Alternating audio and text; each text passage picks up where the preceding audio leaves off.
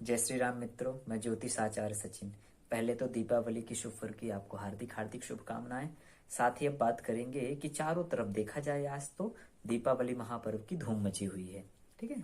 लोगों का कुछ धंधा व्यापार भी आगे बढ़ रहा है और कुछ लोगों में ऐसी समस्याएं आ रही हैं जो चिंतित हैं बेचारे, जिनका धंधा जिनका व्यापार आगे नहीं बढ़ रहा है। तो आज हम कुछ ऐसे उपाय लेकर के आए हैं कि यदि वो हमारे व्यापारी मित्र भाई यदि उन उपायों को करेंगे तो उन्हें अति धन की प्राप्ति होगी और उनके जो बिगड़े हुए काम है वो शीघ्रता से बनने लगेंगे। तो आज कुछ हम जानेंगे नई चीजों को। सबसे पहली बात कि हम दीपावली की सायंकालीन जब हम लक्ष्मी और भगवान गणेश का पूजन करने वाले होते हैं, उस समय हमें ध्यान देना है कि पूजन करने से पहले 11 संख्या की दीपक में, कितनी संख्या, 11 दीपक हमें जलाने हैं और दीपक की लौ ध्यान रखना है कि वो उत्तर दिशा की ओर होनी चाहिए।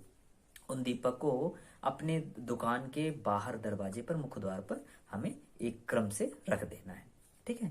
इससे क्या होगा, हमारे जो व्यापार में जो अंधकार मचा हुआ है, जो हम चिंतित हैं, वो अंधकार दूर होने लगेगा और वो दीपक वो अपनी प्रकाश से हमारे व्यापार को, हमारे धंधे को भी प्रज्वलित करेंगे, प्रकाशवान करेंगे। इसके बाद पॉइंट नंबर 2 पे आएंगे कि हमें गोमती चक्र, ठीक है, गोमती चक्र कितनी संख्या, 5 की संख्या, 5 गोमती चक्र लेकर के और लक्ष्मी गणेश का पूजन, भगवान का पूजन करने के बाद उन गोमती चक्रों को एक लाल कपड़े में बांध करके और अपने दुकान के मुख्य दरवाजे के ऊपर कोने पर ईशान कोण में, ठीक है, उस ईशान कोण में हमें बांध देना है या टांग देना है।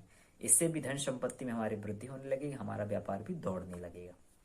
तीसरी मुख्य बात कि हम जो धनतेरस पे हमने झाड़ू खरीदी है, उस झाड़ू को लेकर के और जब पूजन करते हैं तो हमें भगवान के दाहिने तरफ रखना है।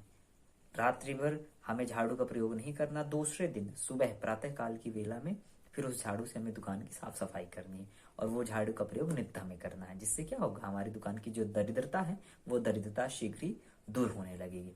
पॉइंट नंबर 4, हमें पीली कौड़ी लेकर के और भगवान जब लक्ष्मी गणेश का पूजन करते हैं उस समय उनको रखना है पूजन में। पूजन करने के बाद उन कौड़ियों को लेकर के और हम अपने दाराज लॉकर में हमें उन्हें रख देना है। इससे भी क्या होगा कि धन संपत्ति की जो हमारे लॉकर में धन की कमी रहती है वो भी कमी दूर होने लगेगी। पॉइंट नंबर 5, अब हम इसमें ध्यान देंगे श्री यंत्र। जब लक्ष्मी गणेश भगवान का पूजन करते हैं तो हमें श्री यंत्र का भी पूजन करना चाहिए। साथ ही हमें उनका शास्त्रार्चन भी करना चाहिए, जिससे माँ लक्ष्मी की असीम कृपा प्राप्त होती है। और मुख्य बात, धन की कमी दूर होने लगती है। परिवार में भी धन की जो कमी है वह भी दूर होने लगती है। घर के सदस्य भी धीरे धीरे उन्नति को प्राप्त होते हैं। तो यदि हमारे इन बताए गए उपायों को यदि किया जाए तो शीघ्र ही शीघ्र लाभ होने लगता है और जो हम समस्याओं से ग्रसित हैं उन समस्याओं को भी हम जल्दी ही दूर कर पाएंगे। ऐसी ही जानकारियों के लिए आप हमसे जुड़े रहेंगे। जय श्री राम।